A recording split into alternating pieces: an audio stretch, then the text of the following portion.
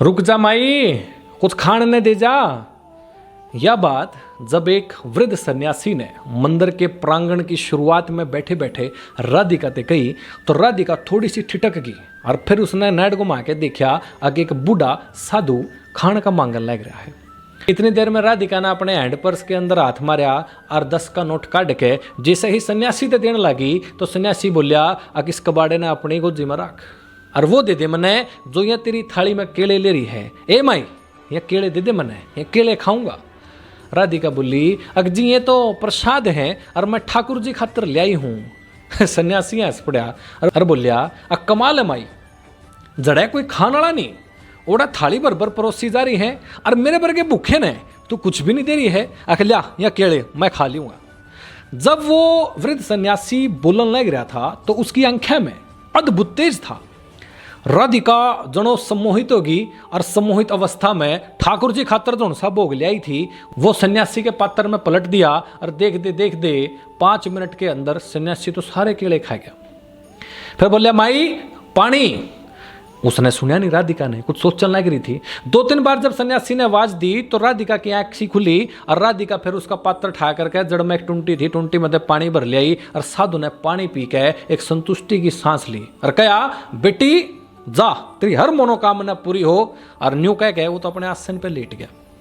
राधिका ने उठ के ठाकुर जी को दूर से प्रणाम करया और अपने घर का नीचे चल पड़ी।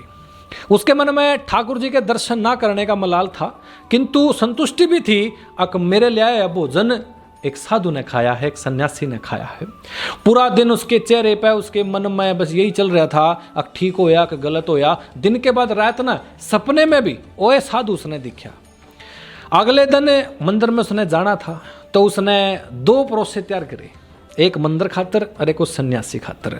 और जाकर मंदिर में जैसे ही देखा सन्यासी तो सोने लग रहा है तो उसने टोक्या नहीं तो वो मंदिर में चली गई। मंदिर में जाके अपना उड़ा पूजा अर्चना करके वह वापस आई तो देखा वो भी सोने लग रहा है। तो उसने 2-3 रुक्के मारे, बाबा जी ओ बाबा जी। अब बाबा जी तो सोने लग रहा था तो 3-4 रुक के मैं उठा। उठने के बाद मुस्कुरांदे उसने अपनी आँख खोली और बोलिया माई मिलाई ठाकुर जी ते। हाँ बाबा जी मैं मिलाई। ठीक है बेटा जा अपने घर और मौज कर, तेरी मनोकामना पूरी करे परमात्मा।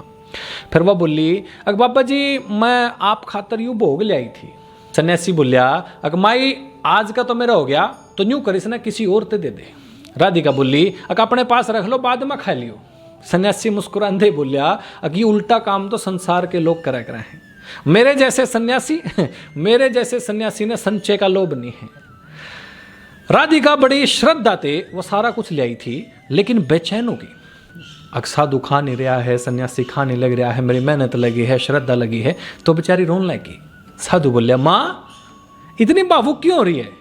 फिर वो बोली बाबा एक यू ठाकुर जी है, कई साल ते अपने आंचल खातर एक फूल मांगने लग रही हूँ, सुनते ही नहीं। और दूसरे आप इतनी श्रद्धा ते आप खातर मैं यूँ भोग बना के ले आई हूँ और आप उसने स्वीकार नहीं कर रहे हो। कहते बेचारी रो पड़ी।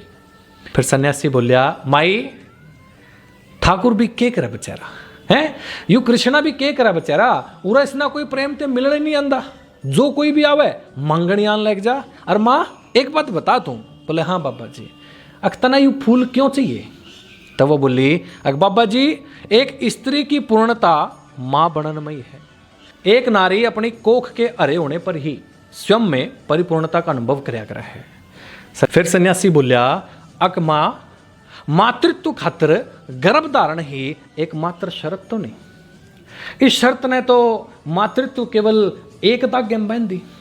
इस धागे ने खोल के देख, समस्त संसार तेरा ही पुत्र है और तो ही सबकी माँ है।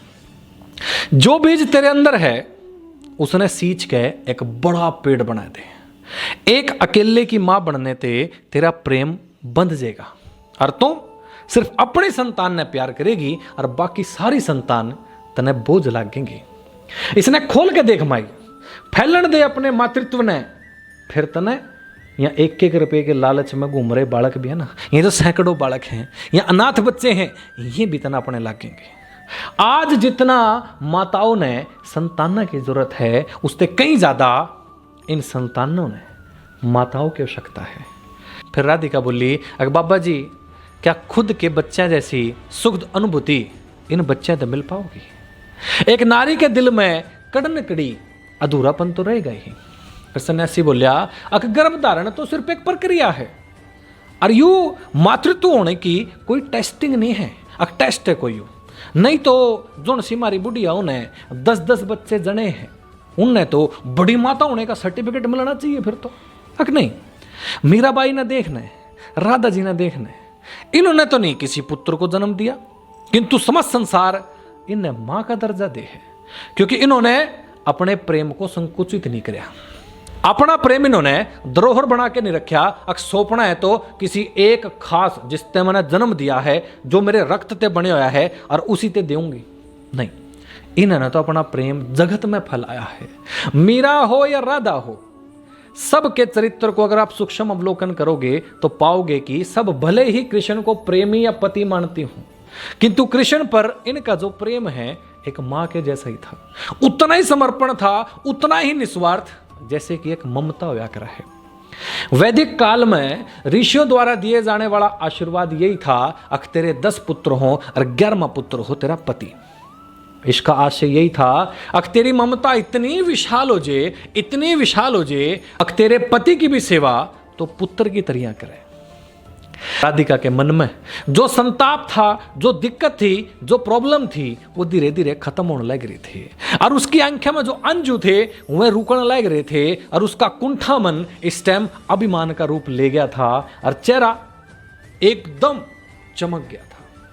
और फिर एकदम वह सन्यासी के पैरों में लौट गई, और लगा जैसे ठाकुर जी स्वयं दोनों हाथ खड़े करके कह रहे हों, अक बेटी जा, तेरा कल्याण हो। राम राम दोस्तों।